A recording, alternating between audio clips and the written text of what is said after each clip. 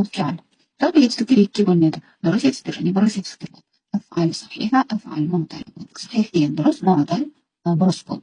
Ал енді шақтарына келетін болсақ, өткен шақ, келер шақ, осы шақ, осы шақ, осыларға келетін болсақ, онда ол жалпы үш топқа бөлінеді. Мады, араб тілінде мады деп айтылады, өткен шақты, хәл, дәл осы шақты айтамыз, мұстақбал, келер шақ. Яғни мұстақбалдың алдамасы келер, болашақ деген мағынаны береді. Дұрыс және бұрыс жетістіктердің өзі үш әріпті және төрт әріпті болып үлкен екі топқа бөлінеді тағы да. Сонымен дұрыс жетістіктер, яғни дұрыс жетістіктер ол қандай жетістіктер дейтін болсақ, егер сол жетістіктің құрамында мәд әріптері деп те айтады оны, және әлсіз әріптер деп айтылады. Осы мәд әріптер алиф, уау, яй әріптер құрамында болмаса, онда ол дұрыс жетістік болып табылады. Осы дұрыс жетістіктің өзара тағы да үшке бөлінеді. Яғни осы құрамында алиф, уаудың болмауына байланысты.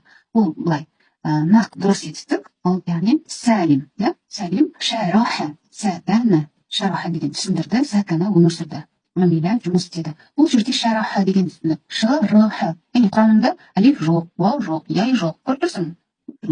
Яғни сонда бұл дұрыс жетістік екен. Ал егер де осы жерде мысалы шуриха немесе ши деген сондай сияқты шыдан кейін алиф немесе ш әрпінен кейін уау, яй әріптер келгенде еді, бұл дұрыс емес жетістік болып табылушы еді. Яғни бұл жетістіктер тек қана ш, р, х әріптерден құралғандықтан, құрамында алиф, уау, яйдың болмағандықтан, бұлар дұрыс жетістік болып табылады. Дұрыс жетістік енді келесі дұрыс жетістігіміз олар махмуз.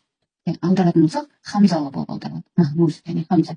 Бұл жетістіктің құрамында хамза болатын болса, онда да бұл дұрыс жетістік, бірақ хамзалы жетістік деп аталады. Мысалы үшін ахаза, сәәлә, ахаза деген алды деген мағына береді. Сәәлә сұрады деген. Мәләә толтырды. Келесі дұрыс жетістігіміз, яғни ол мудуаф. Мудуафтың аудармасы қосарланған деген мағынаны береді.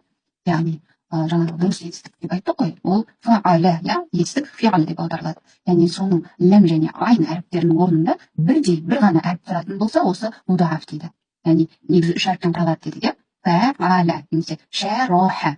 Енді осы жердегі ш-ры келген жоқ, яғни жүздеген р әріпі ортасында тұрған әріп екі есе қосарланатын болса, шарра деген сияқты, онда осы бұл мудуаф болып табылады. Бұл жерде мысалы үшін дәлля, бұл жерде екі әріптен ғана құралып тұр. Яғни үшінші әріпіміздің орнын ләм әріпі қосарлануымен ол соның орнын атқарып тұр. Дәлля көрсетті. Долля яғни адасты. Осы жерде осы жетістікті алған себебім араб тілін шығару, әріптерді шығаруда мұқият болыңыздар. Себебі яғни сіз доны шығармай бәрін дәлля дейсіз деп берсеңіз, онда көрсетті деп аударылады. Ал енді долля ол адасты. Мысалы әмәлә үміттенді, ал амәлә айменен ол жұмыс істеді деген екеуінің мағынасы екі түрлі. Бірақ көп адамдар айнға тілі келмей бәрін әмәлә деп береді, ол әмәләнің мағынасы үміт ету. Дұрыс жетістіктер тақырыбымызды осы мудуафпен аяқтайық. Келесі сабақта біз дұрыс емес жетістіктерді талқылайтын боламыз.